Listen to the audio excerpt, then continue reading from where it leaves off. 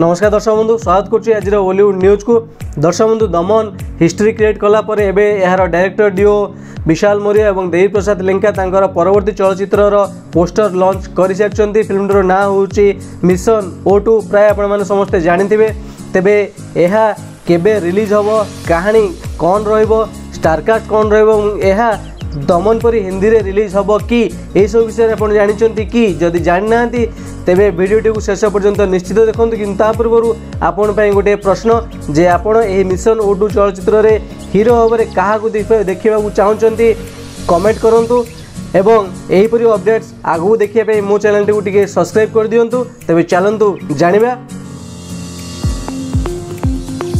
दर्शक बंधु mission O2 हूँ ओडिशा सरकार एक प्रोजेक्ट जहाँ 2021 मसीह लॉन्च करा कोविड द्वितीय लहर बेले जो भाव में पूरा भारतर हॉस्पिटल मानक ऑक्सीजन अभाव देखा यार अभाव जो बहुत लोग प्राण हराई आती बेले ओडिशा प्रोजेक्ट मिशन O2 माध्यम 17 राज्य को प्राय 28,000 मेट्रिक टन ऑक्सीजन सप्लाय करी बहुत अमूल्य जीवन बंचाई पारिथिला।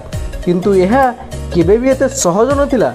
ऑक्सीजन उत्पादन टू नहीं कि हॉस्पिटल पर्यंत यहाँ पहुँचे बहु बाधा विघ्न सामना करने को पड़ता।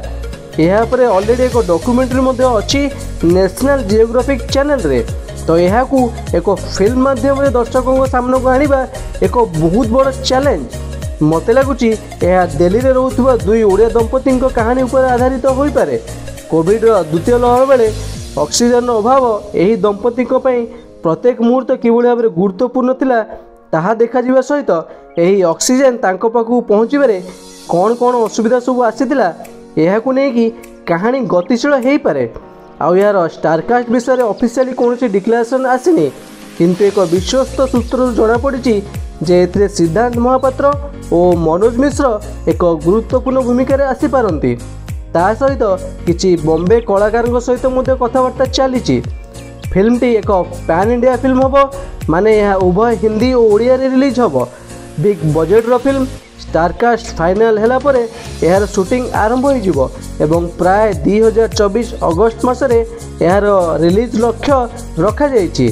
प्रकाश थाउ कि यह विशाल मौर्य और देवी प्रसाद लेंका यार डायरेक्टर थिबा बेले यह को निजे प्रोड्यूस करुचंती। तेणु दर्शक बंधु मिशन O2 यही जो डायरेक्टर डिओ एक बड़ चैलेंज हम एवं रिस्की हो पारे कारण ये जो कोविड-19 उपर जी फिल्म निर्माण होती ताहा दर्शकों को आकृष्ट करिपारि नाही। किंतु यार कॉन्सेप्ट टिके अलग अच्छी आगो देखा जे यह दमन परी हिस्ट्री क्रिएट करि कि नाही या विषय आपण कौन चिंता करछंती मते कमेंट कर निश्चित जणांतु। आज वीडियोटी आपन भल लागिछि तेबे याकू लाइक और शेयर करेंगे और चैनल को सब्सक्राइब करिया भूलिबेनी।